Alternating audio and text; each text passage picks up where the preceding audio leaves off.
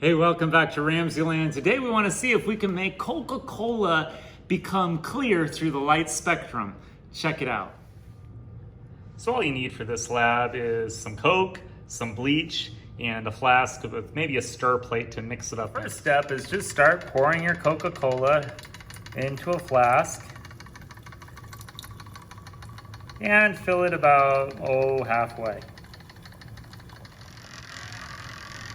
Okay, now while your Coke is stirring, start adding your bleach and check out what happens to the Coke.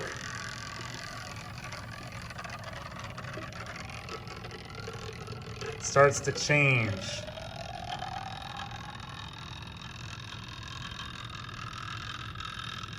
What is making the Coke change like that? That is amazing.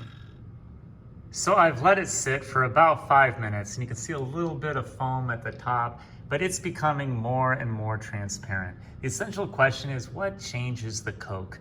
Remember, through the light spectrum, we see color based on the wavelength of photons. And so if the wavelength of a photon is longer than the molecule that it hits, it just passes right through that molecule as though it's invisible. And that's in the case of like radio waves and cell phone signals. Those photons just pass right through us. We don't see them through the light spectrum. But if a molecule is actually longer than the wavelength of a photon, that molecule can absorb the photon's energy, and in some cases it can reflect the photon through the light spectrum, and we can see different colors. And that's what's happening here. So the sodium hypochlorite in the bleach changes the shape of the molecules in the Coca-Cola, and it makes them smaller than the wavelengths of the photons that are hitting those molecules. And so instead of appearing to be dark brown or opaque, those photons just pass right through the molecules in the Coca-Cola, making it more and more transparent.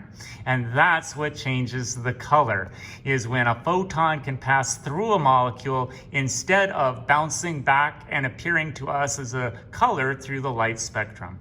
I hope you enjoyed today's edition of RamZland, and I'll see you next time.